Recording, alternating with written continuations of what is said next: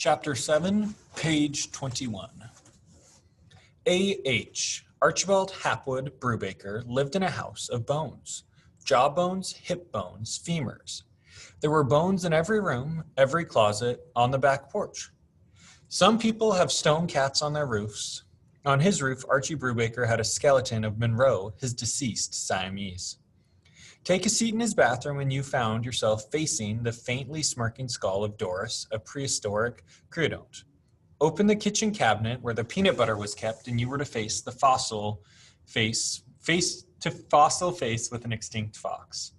Archie was not morbid. He was a paleontologist. The bones were from digs he had done throughout the American West.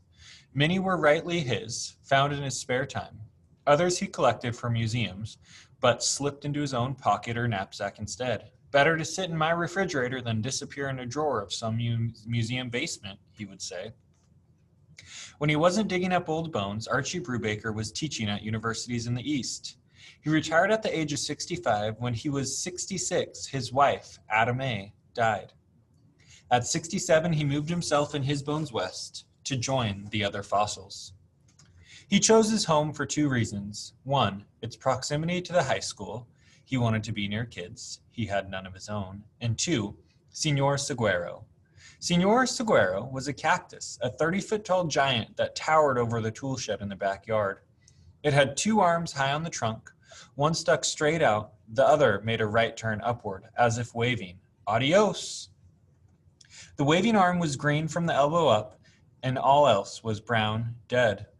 Much of the thick, leathery skin along the trunk had come loose and crumbled in a heap about the massive foot. Senor Saguaro had lost his pants. Only his ribs, thumb-thick vertical timbers held him up. Elf owls nested in his chest. The old professor often talked to Senor Saguaro and to us. He was not certified to teach in Arizona, but that did not stop him. Every Saturday morning, his house became a school. 4th graders, 12th graders, all were welcome. No tests, no grades, no attendance record. Just the best school most of us had ever gone to. He covered everything from toothpaste to tapeworms, and somehow made it all fit together. He called us the Loyal Order of the Stone Bone. He gave us homemade necklaces. The pendant was a small fossil bone strung on rawhide. Years before, he had told his first class, "Call me Archie." He never had to say it again. After dinner that day, Kevin and I walked over to Archie's. Though the official class convened on Saturday morning, kids were welcome anytime. My school, he said, is everywhere and always in session. We found him as usual on the back porch, rocking and reading. The porch, bathed in red gold light of sunset, faced the Maricopas. Archie's white hair seemed to give off a light of its own.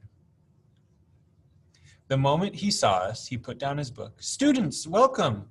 "Archie," we said. Then he turned to greet the great cactus, as visitors were expected to do. "Senor Saguaro," we saluted.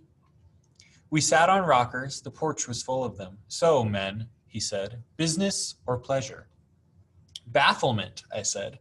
"There's a new girl in school." He laughed. "Stargirl?" Kevin's eyes popped. "You know her?" "Know her," he said. He picked up his pipe and loaded it with cherry-sweet tobacco.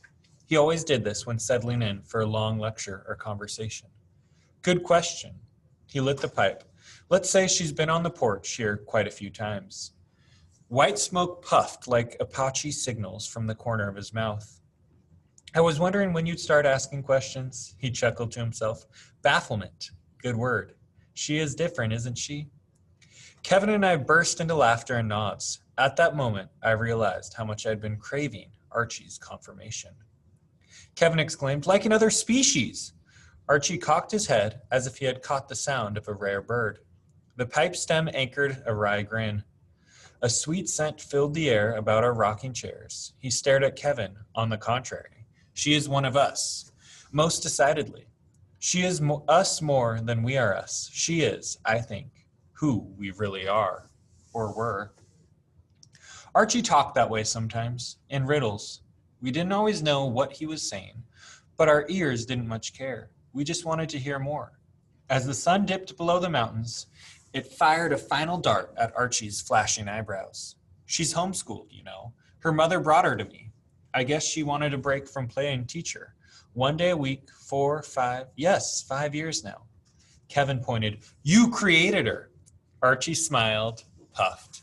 No, that was done long before me. Some people are saying she's kind of an alien sent down here from Alpha Centauri or something, said Kevin. He chuckled, but not too convincingly. He half believed it. Archie's pipe had gone out. He relit it. She's anything but. She's an earthling, if there ever was one. So it's not just an act, said Kevin. An act? No, if anybody is acting, it's us. She's as real as... He looked around. He picked up a tiny, wedge-like skull of Barney, a 60-million-year-old Paleocene rodent, and held it up, as real as Barney. I felt a little jolt of pride at having reached this conclusion myself. But the name, said Kevin, leaning forward, is it real? The name? Archie shrugged. Every name is real. That's the nature of names. When she first showed up, she called herself Pocket Mouse, then Mud Pie, then what? Holly Golly, I believe. Now? Stargirl. The word came out whispery. My throat was dry. Archie looked at me. Whatever strikes her fancy. Maybe that's how names ought to be, huh?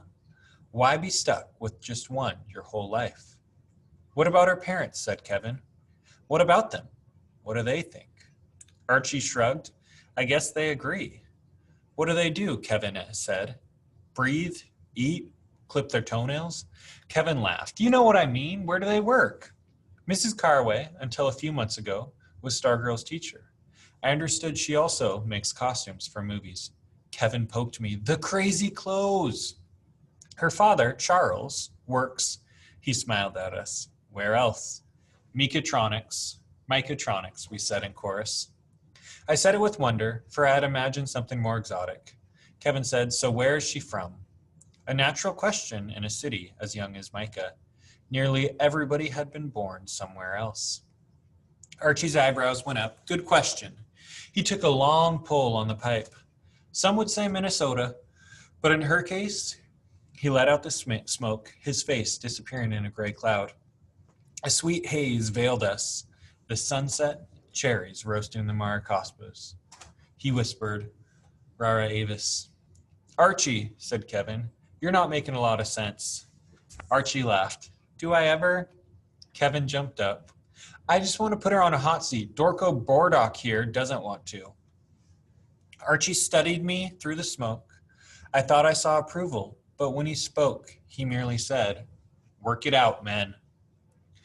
We talked until dark. We said adios to Senor Seguero on our way out. Archie said, more to me than Kevin, I thought. You'll know her more by your questions than by her answers. Keep looking at her long enough. One day, you might see someone you know.